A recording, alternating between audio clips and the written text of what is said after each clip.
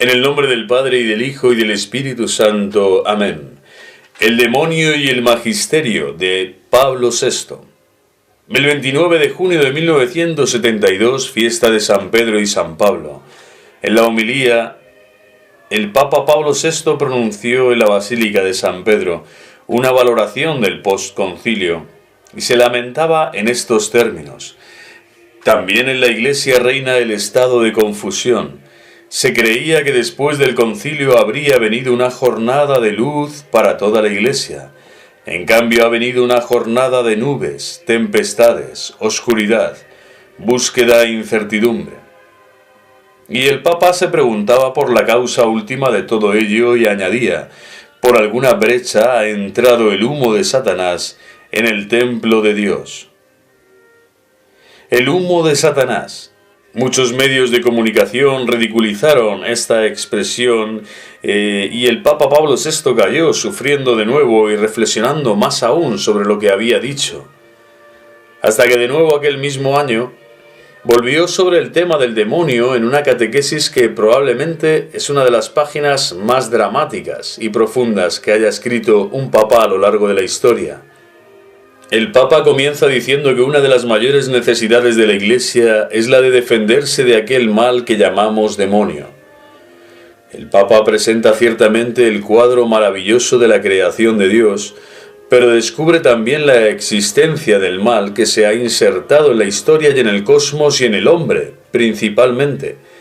Y añade el Papa: encontramos el pecado, perversión de la libertad humana y causa profunda de la muerte, y después, a su vez, ocasión y efecto de una intervención en nosotros y en nuestro mundo, de un agente oscuro y enemigo, el demonio.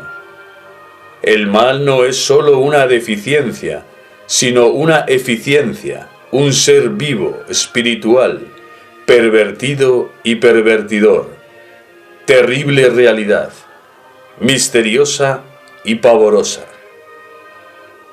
Sale del cuadro de la enseñanza bíblica y eclesiástica el que se niega a reconocerla como existente, o el que hace de ella un principio subsistente, que no tiene, como toda criatura, su origen en Dios, o incluso la explica como una pseudo-realidad, una personificación conceptual y fantástica de las causas ignoradas de nuestras desgracias. El Papa presenta al demonio como una realidad eficiente, personal, como una horrible y misteriosa realidad, y anota que quien no cree en él se sale del cuadro de la enseñanza cristiana. Entra entonces el Papa a describir la lucha de Satanás contra el reino, tal como aparece en los Evangelios. Dice a continuación: conocemos, sin embargo, muchas cosas de este mundo diabólico que se refieren a nuestra vida y a toda la historia humana. El demonio está en el origen de la primera desgracia de la humanidad. Fue el tentador engañoso y fatal del primer pecado, el pecado original. Desde aquella caída de Adán, el demonio adquirió un cierto imperio sobre el hombre, del que sólo la redención de Cristo nos puede liberar. Es una historia que dura todavía. Recordemos los exorcismos del bautismo y las frecuentes referencias de la Escritura y de la liturgia a la agresiva y oprimente potestad de las tinieblas. Es el enemigo número uno, es el tentador por excelencia. Sabemos así que este ser oscuro y perturbador existe de verdad, y que obra todavía con su traicionera astucia. Es el enemigo oculto que siembra errores y desgracias en la historia humana. Es preciso recordar la reveladora parábola evangélica del grano bueno y de la cizaña, síntesis y explicación de la falta de lógica que parece dirigir nuestras contrariantes vicisitudes. Inimicus homo hoc fecit. Es el homicida desde el principio y padre de la mentira, como Cristo lo define. Es el conspirador sutil del equilibrio moral humano. Es el pérfido y astuto encantador que sabe insinuarse por medio de los sentidos, de la fantasía, de la concupiscencia, de la lógica utópica o por medio de contactos desordenados en el juego de nuestras acciones, para introducir en ellas desviaciones tanto más nocivas cuanto que en apariencia son conformes a nuestras estructuras físicas o psíquicas, o a nuestras aspiraciones instintivas y profundas. Es evidente a todas luces que el demonio y su influjo se ejerce sobre cada una de las personas, así como sobre las comunidades y sobre enteras sociedades o sobre acontecimientos, y la doctrina católica profundiza en esta influencia. Algunos piensan encontrar en los estudios psicoanalíticos o psíquicos o en experiencias espiritistas, hoy por desgracia tan frecuentes en algunos países, una respuesta suficiente. Se teme caer de nuevo en viejas teorías maniqueas o en divagaciones terribles, fantásticas o supersticiosas.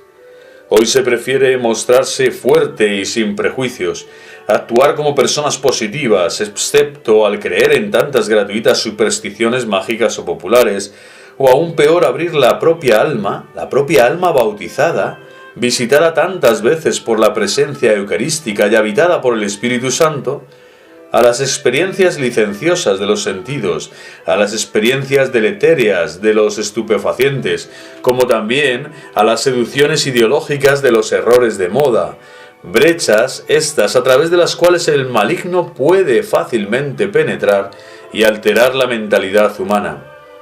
No está dicho que todo pecado humano se deba a una acción diabólica, pero es cierto que el que no vigila con cierto rigor moral sobre sí mismo se expone al influjo del mysterium iniquitatis, al que se refiere San Pablo y que hace problemática la alternativa de nuestra salvación.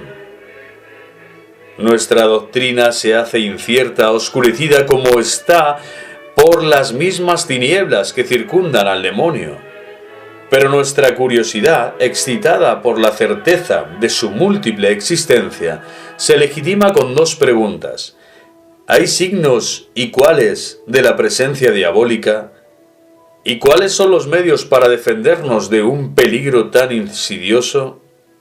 La respuesta a la primera pregunta, si hay signos y cuáles de la presencia diabólica, impone mucha cautela, aunque a veces los signos del maligno parecen hacerse evidentes. Podremos suponer una siniestra acción allí donde la negación de Dios se hace radical, sutil y absurda, allí donde la mentira se afirma hipócrita y poderosa contra la verdad evidente, allí donde el amor se apaga por un egoísmo frío y cruel, allí donde el nombre de Cristo se impugna con odio consciente y rebelde, allí donde el espíritu del Evangelio se adultera y desmiente, allí donde la desesperación se afirma como la última palabra, etc. Se trata de un diagnóstico amplio y difícil que no nos atrevemos ahora a profundizar y acreditar, pero no carente para todos de un dramático interés, al que incluso la literatura moderna ha dedicado páginas famosas.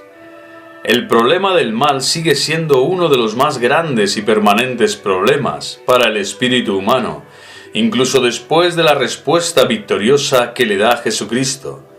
Sabemos, dice el evangelista Juan, que todos nacemos de Dios y que todo el mundo yace bajo el yugo del maligno. A la otra pregunta, ¿y cuáles son los medios para defendernos de un peligro tan insidioso? ¿Qué defensa, qué remedio oponer a la acción del demonio? La respuesta es más fácil de formular, aunque es difícil de realizar. Podemos decir, todo lo que nos defiende del pecado nos libra por ello mismo del invisible enemigo. La gracia divina es la defensa decisiva. La inocencia asume el aspecto de fortaleza. Y después cada uno recuerda cómo la pedagogía apostólica ha encontrado en la armadura del soldado un símbolo de las virtudes que pueden hacer invulnerable al cristiano. El cristiano debe ser militante, debe ser vigilante y fuerte, y debe también recurrir a algún ejercicio ascético especial para alejar ciertas incursiones diabólicas. Jesús lo enseña indicando el remedio en la oración y el ayuno. El apóstol sugiere la línea maestra que hay que tener: no dejarte vencer por el mal, sino vencer el mal con el bien. Dominus vobiscum, benedicat vos omnipotens Deus, Pater, et Filius, et Spiritus Sanctus.